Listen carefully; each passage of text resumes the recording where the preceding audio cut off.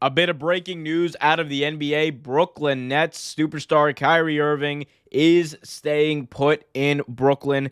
Irving today opted into his $36.5 million player option with the Brooklyn Nets. This eliminates essentially the idea of the Nets doing a sign and trade because a team that the team that would end up trading for Kyrie Irving would end up having to have him on a 1-year deal instead of what could have been a multi-year max contract. So it's less enticing for teams to potentially trade for him. Irving told The Athletic the following, quote, "Normal people keep the world going, but those who dare to be different lead us into tomorrow. I've made my decision to opt in. See you all in the fall." Okay. Completely ignoring how narcissistic that was, because that's what it was. People can be mad about it. That he said it, not me, right? Completely ignoring that part of it. This is big news because we know that this was the first big domino in this NBA offseason, as any NBA free agency that we were waiting for. It wasn't the draft. We largely knew what was going to happen, what some of the big moves were going to be for the draft. We knew some of the best players and where they were going to go. That wasn't the question. The big question was, what is going to happen in Brooklyn? That is what this entire offseason was going to be about. And leading up to this week, it would have dictated what the entire offseason was going to be about. Now, so this takes the idea of Kevin Durant leaving Brooklyn completely out of the situation. Kyrie's going to stay. They're going to get one more crack at it. They're going to get one more chance to go for a run and at least get to the finals, which this team has been unable to do ever since they got together 3 years ago.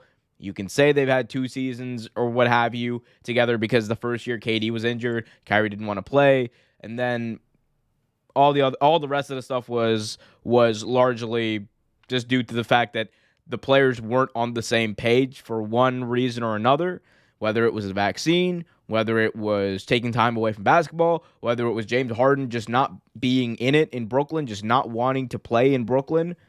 It just did not work.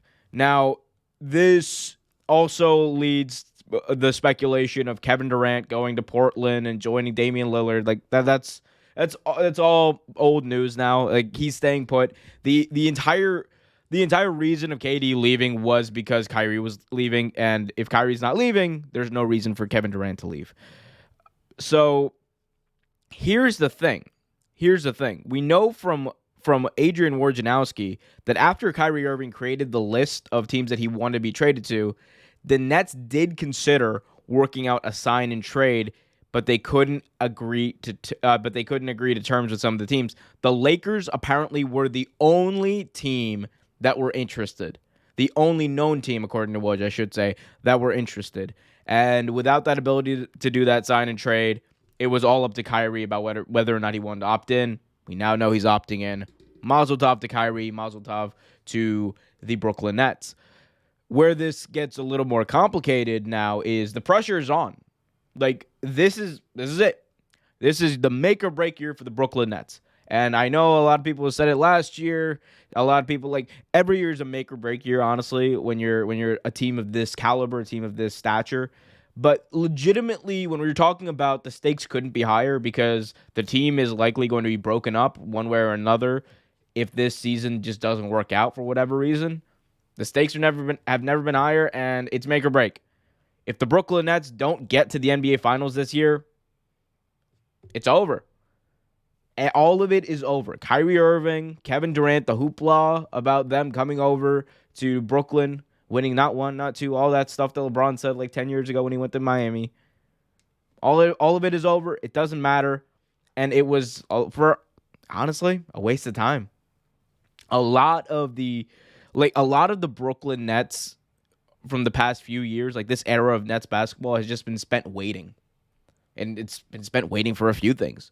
It's been spent waiting for Kyrie to come back. It's been spent waiting for KD to come back from injury. It's been spent waiting for Ben Simmons. We're still waiting to see what Ben Simmons' future in basketball is going to be, whether if he has one. So there's a lot to be worked out here. You know, COVID is no longer an issue for Kyrie. It might be an issue for Kyrie, but it's not an issue as far as him playing basketball.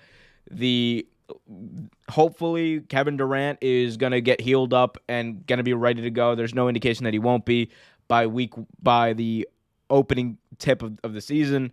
And hopefully Ben Simmons, fingers crossed for the Brooklyn Nets, is ready to go as well, because they're going to need him. They're going to need his explosiveness on defense and what he can bring there, as well as being the precision passer that he is, to take some pressure off of Kyrie Irving in those big moments and allow Kyrie to set up and take a shot. So there's a lot left, I think, in Brooklyn to do. There's a lot more work for them to do, but this is their final crack at it. Make no bones about it. Because at that point, you've had Kyrie, KD. I don't care what anyone says about the bubble season. They can say whatever they want. Whatever you can say whatever you want about the bubble season, or even the year after the bubble season. Like, it counted. It counted. People still play basketball. All right. It's been 3 years, and virtually nothing has been accomplished. That is not the reason they brought this team together.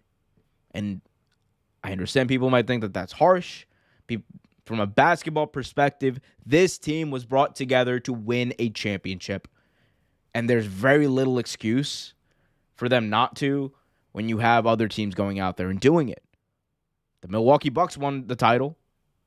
Giannis got his chip. The Dubs ran it back and got their chip. Even LeBron got his chip in the bubble season, right? But there really is no excuse going into next year. It's like more of a normal schedule. Like, you don't have I know people want to make the excuse of, oh, we've had 3 NBA champions in 20 months. Dog, before that, if you go back to the 3 previous champions before that, we had 3 champions in 24 months. It's not as people are capping a little bit when they bring up that fact, but it is what it is. Either way, pressure is on in Brooklyn. Kyrie, KD, and Ben Simmons better put in the work.